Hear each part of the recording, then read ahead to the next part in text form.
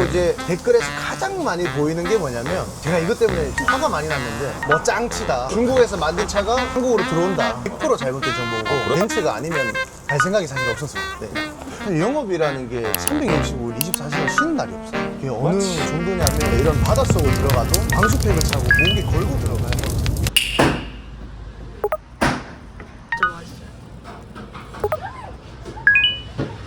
어서오세요. 지대용 인사드리겠습니다. 오늘은 울산에서 비싼 차 파는 사람 한번 모셔봤어요. 인사 한번 해주시죠. 네, 안녕하십니까. 반갑습니다. 저는 지금 벤츠 울산 스타자동차에서 7년째 근무하고 있는 임효진 차장이라고 합니다. 반갑습니다. 벌써 7년 됐어? 네, 시간이 되게 빠릅니다. 저도 얼마 안 된다고 생각을 했는데 벌써 이제 7년 됐더라고요. 다른 수입차 브랜드도 많잖아. 근데 와, 하필 벤츠고. 벤츠가 아니면 갈 생각이 사실 없었습니다. 네. 멋진다. 한잔 왔어. 아, 네. 성인이 되려고 하니까 돈을 많이 벌고 싶은 생각이 많이 들더라고요. 다 그렇다. 그래서 그때 보물지도 찾기라는 책을 읽게 됐는데 거기서 이제 마인드맵을 해봤거든요. 제가 좋아하는 직업을 찾기 위해서 좋아하는 거를 쓰고 그거를 따라가다 보니까 자동차랑 사람 그리고 대화 나누는 거 그게 이제 공통 분모로 만들어져서 그거에 관련된 직업을 찾다 보니까 자동차 딜러라는 직업을 알게 됐고 대구에 있던 저희 학과 선배가 저희 억대 연봉이라고 이제 뉴스가 기사가 엄청 많이 났었거든요. 수입차 브랜드를 가고 싶을 때 사실 벤츠가 브랜드 이미지 자체가 되게 고급스럽고 항상 1등이지 뭐. 네, 좋은 이미지였고 그래서 벤츠를 들어가고 싶다, 수입차를 팔아보고 싶다라는 생각을 하게 됐죠. 그 선배가 수입차 파는 분이었어? 벤츠에 있습니다. 학과를 그래서 이제 자동차 딜러 학과 전국에 딱 하나 있는데 아, 그런 것도 있어? 네. 뭐? 거기 진학을 해서 공부를 좀 하고 수입차는 이제 시승차 운전을 할 수 있는 최저 연령이 만 26세이기 때문에 제가 대학교 졸업하고 바로 이렇게 수입차 업계를 일단 들어갈 수도 없었을 뿐더러 아, 나이가 안 돼가지고. 네. 그리고 이제 이렇게 젊은 나이가 어린 직원을 채용을 일단 하진 않았습니다. 그래서 처음에는 이제 중고 자동차 매장을 가서 조금 여러 브랜드의 자동차를 한번 접해보고자 제가 한 4년을 일하게 됐죠. 아, 중고차에서? 처음에는 한 1, 2년 정도 그냥 여러 브랜드 한번 만져보고 싶어서 갔는데 그게 또 사람 만나고 차를 팔다 보니까 많이 팔게 됐고 중고차는 또 재밌는 게 직접 내가 내 돈 주고 차를 사서 팔아야 많이 남는 직업인데 직원으로 있다 보니까 한정돼 있는 임금에 이제 저는 조금 더 벌고 싶다 해서 이제 나이도 그때 딱 26살 돼서 새벽 3시쯤 사람인에서 입사 지원을 넣었는데 그 다음날 면접을 보러 오라고 연락을 받게 돼서 그게 지금 일하는. 지금까지 네, 일을 하고요. 이렇게 영어 많이 힘들어? 사실 저는 재밌습니다. 진짜? 힘든 거는 정말 힘들다고 생각은 드는데 사실 영업이라는 게 365일 24시간 쉬는 날이 없어요. 그게 어느 맞지. 정도냐면 뭐 여행을 가도 핸드폰을 놓을 수가 없고 맞지. 동남아 네, 이런 바닷속을 들어가도 방수팩을 차고 목에 걸고 들어가야 될 헐. 정도예요. 그 정도로 저는 핸드폰을 폰에서 떼지를 못하기 때문에 그런 부분들이 사실 조금 많이 힘들죠. 그러면은 차 팔라고 우뚜껑 가지고 한번 다 해봤는데. 정말 뭐 다양한 경험을 많이 했지만 출고를 하러 갔습니다.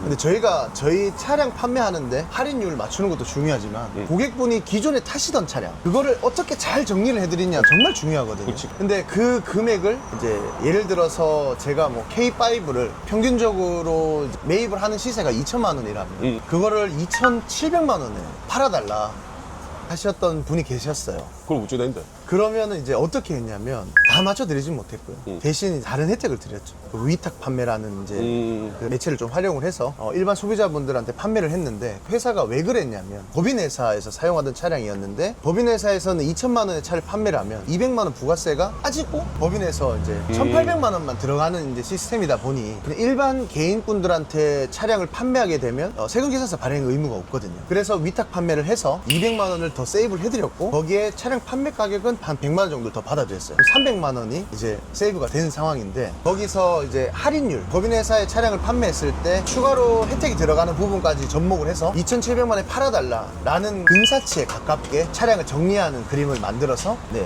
차량을 계약을 하고 출고를 했었죠. 그런 경우도 있었고요. 그것도 안 똑똑하면 일 못하겠다. 뭐 여러 가지를 접목을 해서 고객분이 느끼시기에 잘 팔고 잘 샀다라는 그 느낌을 가져가게 만들어 드리면 계약이랑 출고가 잘 원활하게 된다고 저는 생각을 하거든요. 근데 보통은 2,700만 원에 판매할 수가 없습니다. 일반 영업 직원분들은 그렇게 얘기를 하고 포기를 하실 수도 있어요. 근데 그거를 어떻게 한번 더 만들어서 판매를 할 수 있을까를 조금 더 고민해보고 조금만 투자를 더 해보면 되는데 그렇게까지 이제 하시는 분들이 잘 없는 걸로 제가 그것도 학교에서 가르쳐 주는 거가 아니면 네 노하우가. 그거는 제가 이제 중고차를 4년을 하다 보니까 노하우네. 네, 이렇게 판매도 해보고 저렇게 판매도 해보고 하니 어떻게 보면은 이제 잡지식이죠. 네, 그런 지식들이 조금씩 쌓여서 이제 정립이 돼서 그게 이제 머릿속에서 조금 만들어지고 그게 이제 풀어지는 것 같아요. 나쁜 짓 아니니까 된다. 납대 이때까지 7년이라면서 몇 대까지 팔아봤노? 한 달에 제일 많이 팔아본 거는 사실 이번 달입니다. 그래? 네, 7년 동안 일하면서 한 달에 10대를 판매하는 걸 넘지 못했어요. 항상 9대가 마감이었습니다. 제일 많이 팔았을 때가. 근데 이번 달에 제가 12대를 판매를 하면서 처음으로 두 자릿수를 팔아봤거든요. 그럼 금액은 얼마 되노? 12대면. 이제 10억이 넘죠. 네, 근데 매출은 10억인데 사실 그 돈을 저희가 다 받는 건 아니기 때문에 그렇지, 그렇지. 그래서 뭐 야. 수당이랑 매출액은 좀 별개로 보시면 될 것 같아요. 연봉 얼마 정도 되나? 1억 넘나? 연봉은 받는 금액은 1억이 넘더라도 실질적으로 받아가는 연봉은 1억 언더인 것 같아요. 월말마다 정산을 하면 예를 들어서 월급이 500만 원이 들어왔다. 그러면은 작업비 빼야 되고 공산 거 빼야 되고 이게 누적이 돼서 실질적으로 이제 제가 받는 금액이 한 20% 내지 30% 정도 되는 것 같아요. 뗄 거 다 떼고 나면 1억 근사치. 일반적으로 사람들이 생각 많이 하는 게 네. 할인을 제일 많이 따지잖아.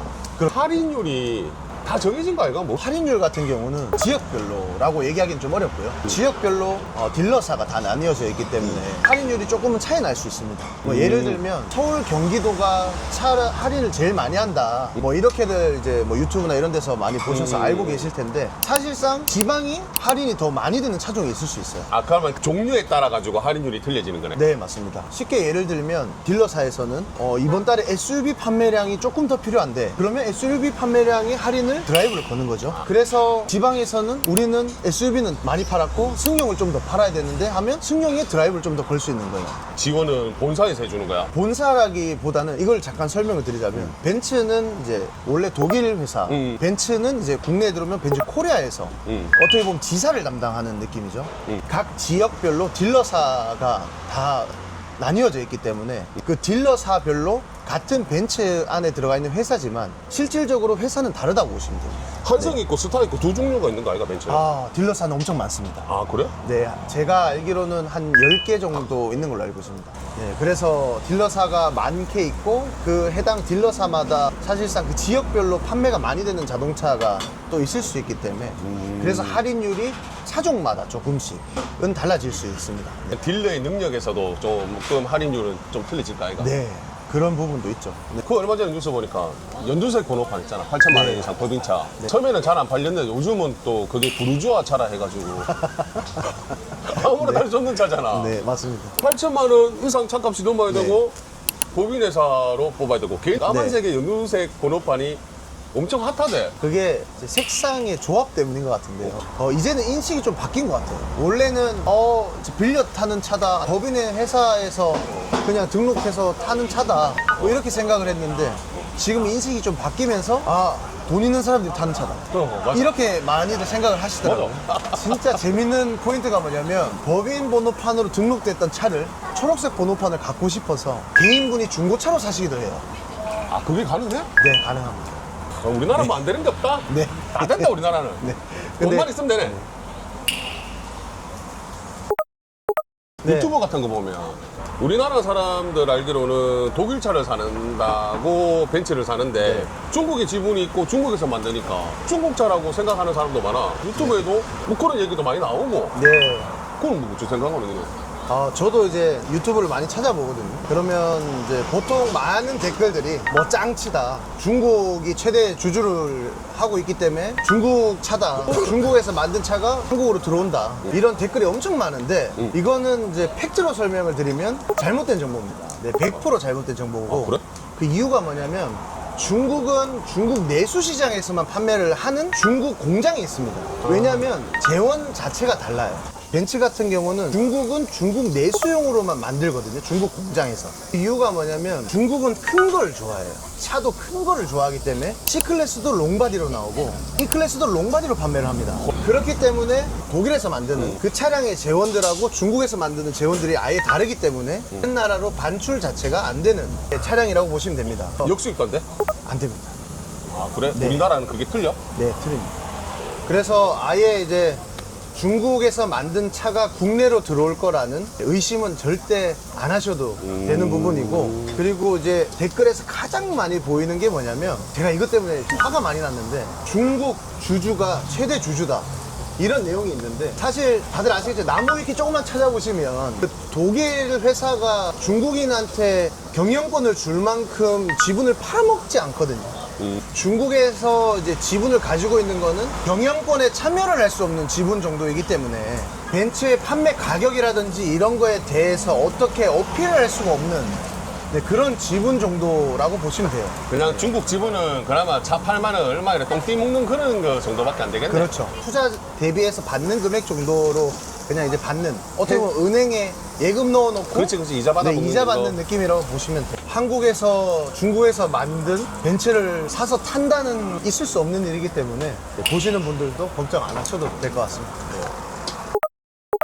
니 아까 BM 타고 왔던데 벤츠 팔니 BM 타고 댕기고 차는 못 타고 댕기노? 사실 이게 영상으로 나오는 거다 보니까 오해하시면 안 되는 게, 제 차가 BMW가 아니라 E클래스를 타고 있는데 차가 고장이 나서 정비를 막 저희 이제 거래처의 공업사 사장님이 대차로 공업사에서 안 쓰는 차를 주신 거를 타고 온 거라서 이제 대차로 타고 있습니다. 아, 깜짝 놀랐다니 BM 타고 오길래 야 벤츠 파는 놈이 BM 타고 그럼 뭐지 이랬다네.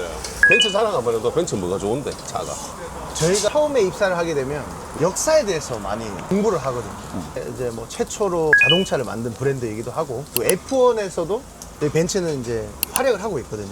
최초로 그 F1 경기가 열렸을 때 이제 저희 실버 에로우라고 되게 유명한 역사가 있는데, 운동선수들도 경기 뛰기 전에 개차양하듯이 차들도 무게가 기준선이 있는데 넘으면 안 돼서 그 기준을 잘 맞춰야 되는데, 실버 에로우라는 그 차량이 무게가 정말 조금 몇 그램 정도 오버가 돼서 도색이 되어 있던 거를 4% 다 갈아내가지고 은색이 됐어요. 철판만 나온 거죠. 그래서 붙은 이름이 실버 에로우라고. 네. 은색 활이라는 이제 별명이 갖게 됐는데, 그렇게 해서 참여를 해서 모터스포츠 1등을 했죠. 그렇지. 나도 한때는 남자는 팔기통 막 외치고 댕기지. 호랑이 울음소리. 네. 와, 멋있지? 현금, 현빵 하시는 분도 계시더라. 보시죠. 있습니다. 1억 8천 이상 되는 돈을? 네, 있습니다. 한 방에? 네. 많아? 한 1, 20%? 네. 오늘도 보시면 소름 될것 돋는다. 같아요. 현금으로? 네. 일시불로? 맞습니다.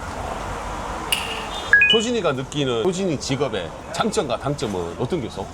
가장 장점은 개인 시간을 제가 세운 계획대로 활용을 할 수 있다는 게 장점입니다. 시간을 유동적으로 제 마음대로 쓸 수 있는 건데, 출근 시간은 이렇게 회사에서 정해놓지는 않습니다.